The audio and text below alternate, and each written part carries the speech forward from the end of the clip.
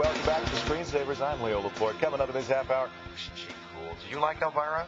Why are you touching me? Speed up your Mac. Speed up your Mac with So much for my pal Leo Laporte was going to show you we're the buddies. I coolest just didn't know because you were suddenly web so trick friendly. ever. But you know what? Feh. Fair. Fair? You say fair to me? I said feh to you. Coming up, we're going to show you how to speed up your Mac with OS 10 dock shortcuts. Martin has a few websites that are just plain freaky.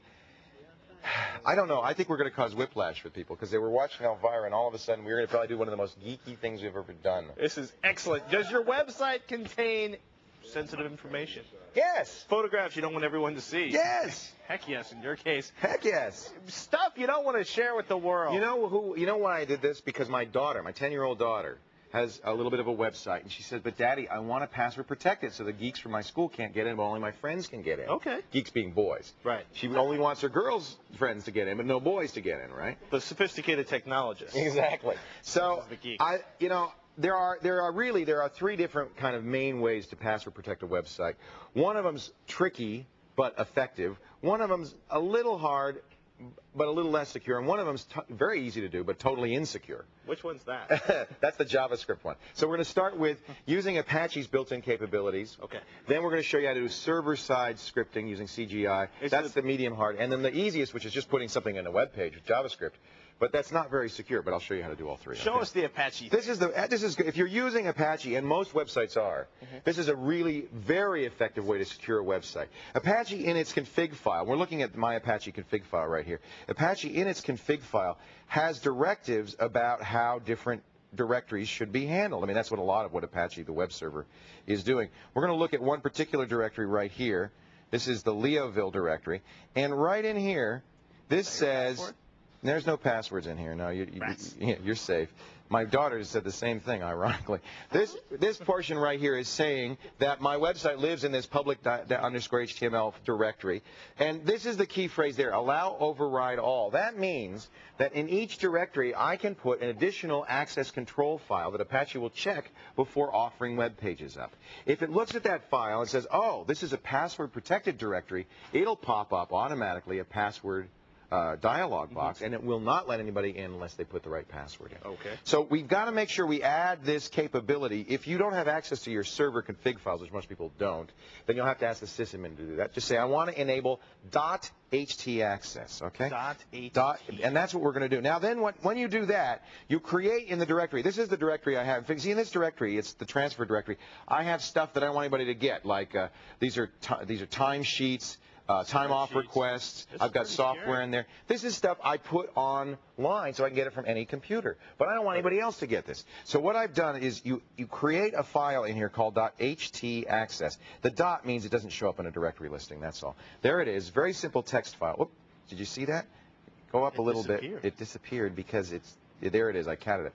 And now there are only 5 lines in this file. This says where my password file is. I'll show you how to create that in a little bit. Pull back a little bit. Yeah. You see the auth name, that's the string you're going to see when we log in. That's going to be the dialog string. But the key thing is this bottom one here that says require Leo. It means only Leo can log into this site. Oh, so it registers Leo and you have to be... Only Leo can get in that site. Now I could also say require, and I could use other people's names, or I could say require any name, and then it would allow anybody who's in my password file to get in. Now I have to create the password file. Go ahead. Well, what if you have like 275 You just put them in the password file, and that's the easiest. Yeah, so I'm going to go up here. One by one. Well, it's just like your Unix password. Okay. I'm going to use a program called htpassword. I'm just asking the questions, Dom. You are asking the right questions. And you're right. This wouldn't probably be the most effective if you were going to do 200 people. In that case, you might do it a different way. But this is for, just Abby and her friends. I'm going to say -C, which means create the file. The file is going to be called htpasswd. Put this file, by the way, above your web directory so that people can't surf to it and look at it. The passwords inside are encrypted, but still, you don't want to make people... And then I'm going to add Leo. So what this is going to do is actually say, okay, what's Leo's password going to be? I'm going to put a password in. You won't say that at home, folks. No. You're going to say, you sure that's the password? I'm going to say yes. And say I've now added the password for user Leo, and I can, if I do a listing, you'll see that I actually have a .ht password file. So you have your own secret stash of stuff on the web. So I did 3 things. I changed my configuration file for Apache, restarted Apache. I added a .ht access file to the directory. Now, you only want to put it in the directories that you want to password protect, because Apache is going to check every single directory otherwise. And then I added the password. Now, let's go over here, because I'm done. All I have to do is launch Explorer, and I'm going to go to that directory. It's Leo's secret stuff. And when I go there, this is what pops up. It says connect to this, and then I have to, the realm is Leo's files. Remember, that was in the HT access file. And I have to type Leo, and I have to type the correct password to get in there.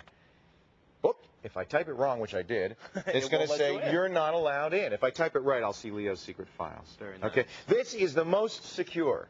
If you do it right, if you follow the instructions, and I have links to all the instructions on the website, our website. If you do it right, this is really hard to crack. I mean, there are probably ways around it, but as long as Apache is secure. But it's going to take a lot of effort.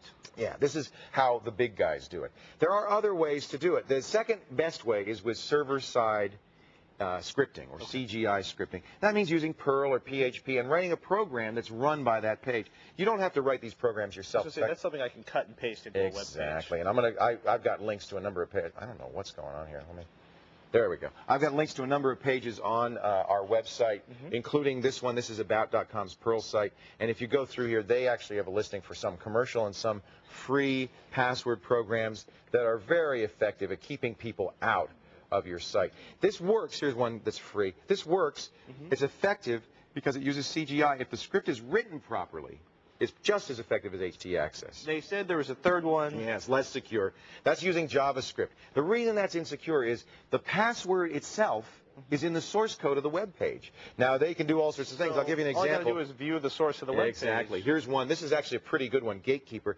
It actually uses the file name as a password. So if you use an obscure file name, but all somebody really has to do... Turn off Java? No, you won't be able to get in, but all you have to do is just, look at the source code of your web page. And if they understand JavaScript, they can go through this and say, oh, I see. That's what the password is. And they won't, and then you're out of luck. Leo Laporte's top 3 ways of securing your web page. Absolutely. Number one, HT access. If you've got Apache, it's the best way to go. If you have CGI access, and that's not everybody, a good way is Perl or PHP. It's going to give you good security. There are lots of scripts out there. You don't have to write your own. The easiest is just putting JavaScript or VB script in a page. But believe me, folks, if somebody's determined, security light. If they're determined to get in, including my daughter's 10-year-old friends, they're going to figure that one out. So that's only if you really don't have anything. Like me, so I have stuff that's private in there. I'm going to use HT access. All 3, and I have really spent some time on how to do HT access because it was hard to figure out from the tutorials online. I wrote my own, and I think it's probably a little clearer than most of the stuff out there on the screensavers.com. But HT access is a very useful technique if you're running Apache, and it's something you should know.